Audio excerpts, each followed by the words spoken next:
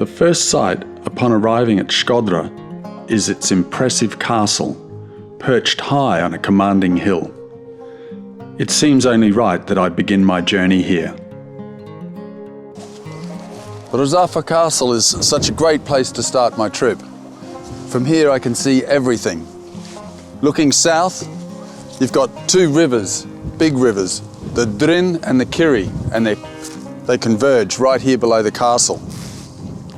To the north, the Buna River flows out of Lake Shkodra, which stretches wide before me, then fades into the distance.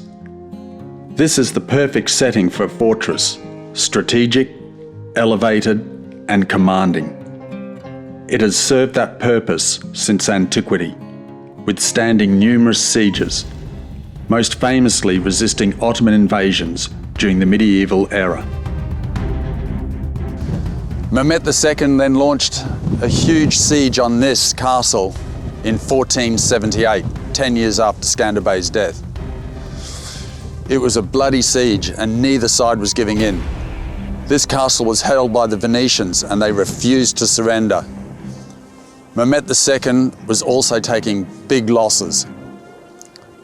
They decided to come to a truce. The Venetians would retreat, the inhabitants of the castle would be saved, and the Ottomans would take over. After their conquest, the Ottomans set about restoring the damaged fortress and became the latest guardians of a site that was already 1800 years old. They were but just one in a long line of caretakers. Over the centuries, this fortress has been held by the Illyrians, the Romans, the Byzantines, the Bulgarians, the Serbs, the Venetians, and the Montenegrins, each leaving their mark on Shkodra's layered past.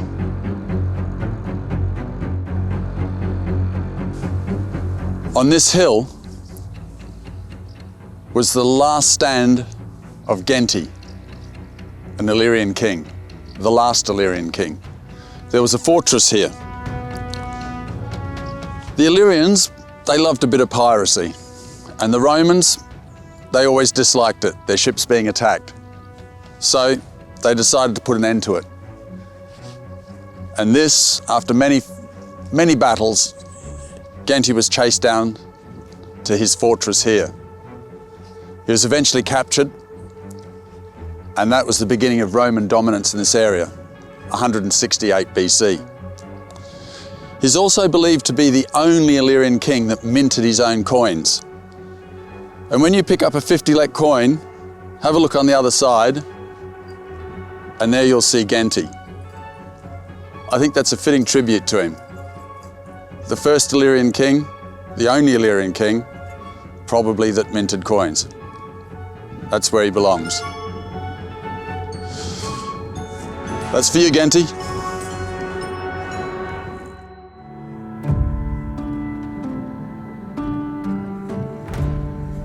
There's a legend attached to this castle, a famous legend, and the reason why it's called Rzafa Castle. There were three brothers in the long distant past who were building the walls. But every day when they returned, the walls had collapsed, and they'd build them again. The following day, they'd return and they would find them collapsed. They didn't know what to do. But an old man told them the way to fix the problem was to bury one of their wives alive into the wall. He said, the following day, the first wife to arrive with your meals is the one that you are to bury. But they had to swear an oath to each other that they couldn't tell their wives. Unfortunately, the two older brothers told their wives, and the following day, the younger brother's wife appeared with their meal. Her name was Rzafa, and she was told her fate. She took it without resistance or crying and was buried into the wall. But she said, I'll do it on one condition, that a hole will be left in the wall for my eye to see my child. A hole will be left so my breast can feed him. Another hole for my foot to rock his cradle, and another for my hand to comfort him when he's crying. So somewhere In this area, in this part of the building, when you enter the castle, it's believed that she was immured somewhere here. And people say that today, milk still seeps from the castle walls.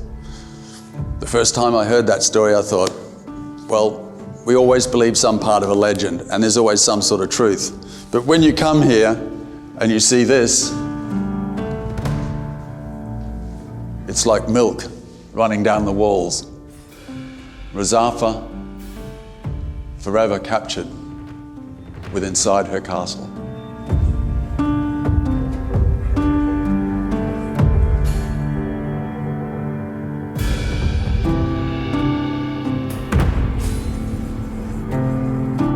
Looking east from the castle walls, I notice extensive construction in and around a building of importance to Shkodra. Intrigued by the activity, I decide to head down for a closer look.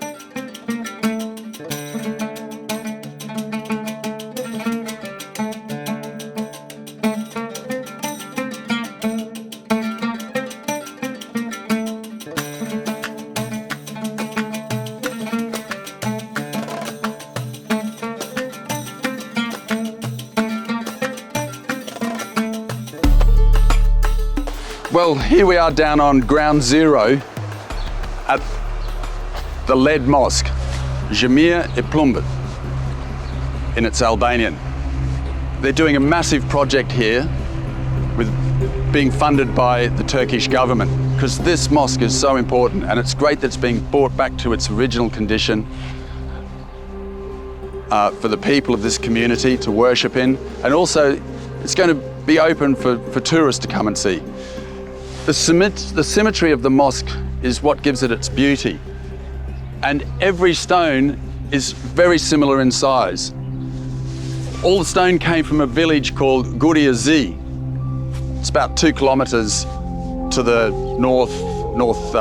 the south. And the stone, the legend is the stone was passed hand by a human chain. They probably used carts, I think. But it was built in 1773 by the local ruler of this area, and he lived in the castle up there, Bushati. The engineer that was in charge of this project now was telling me that the building was so well made that the foundations had no problems whatsoever. I've been coming to this mosque for years. I've been inside many years ago, lucky me. Lucky you guys too, because it's going to be open to the public outside of worship times if you come to Shkodra. But many times when I've come, this field all around us has been flooded with water, because you have the Drin River coming down the side here, and the Kiri River also, the confluence is just slightly upstream. So when it rains and the snow melts, this whole area goes underwater, and so does the mosque. He was telling me that the floor of the mosque had silt about 50 centimeters under the floor before they put concrete on it after communism. This mosque was closed during communism. From 1967 onwards, it was illegal to practice any form of religion, and this mosque closed. The imam of this mosque was imprisoned, as was the Catholic priests. The Catholic church is just the other side of this hill. This was the old city of Shkodra on this side of the mountain, of the castle. On the other side is where we'll find the new city and the lake, but this is where the first city was. These walls, I'm told, in this particular area that we're standing now, go down 40 meters into the ground. The membrane is a concrete plastic that is about 60 centimeters thick to stop any moisture coming through and destroying the foundations of this mosque. As you can see, it's below the level of the land around it, because over the years, with the silt building up, this field has increased in volume and come up above the mosque. He said the mosque was so well made that there was no damage to it whatsoever. They had to rebuild the minaret because in 1967 it was destroyed by a lightning strike. Many people say it was destroyed by the communists because it's the same year that religion was banned. But the people of this community will tell you that it was actually rufe. It was a lightning strike that hit it. So they had to rebuild it. Interestingly enough, they had to use photographs to replicate that minaret. And where did they get the photographs? From the Murubi Gallery, one of the great collections of photography in Albania, which we'll be visiting later. And that's a good point to move on to that after we've been inside this mosque. Two more interesting things about this mosque. One is, I'm a big fan of Edith Durham, who's an English writer. She came to this part of the world in the early 1900s, traveled a lot through specifically northern Albania, but other parts as well. She was so loved by the Albanians because she stood up for their independence. She voiced her opinions to diplomats. Back in London at the conference there in 1912, she stood up to say Albania is a country and it needs to have its own identity and its own sovereignty, which a lot of the other international powers weren't in agreement with. She also started the Anglo-Albanian Association with another Englishman.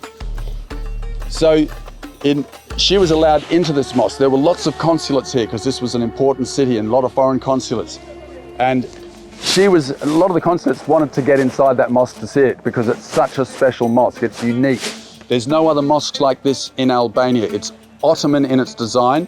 Bushati wanted to have a mosque that was similar to the regal mosques of Istanbul to show his prominence and importance in the area.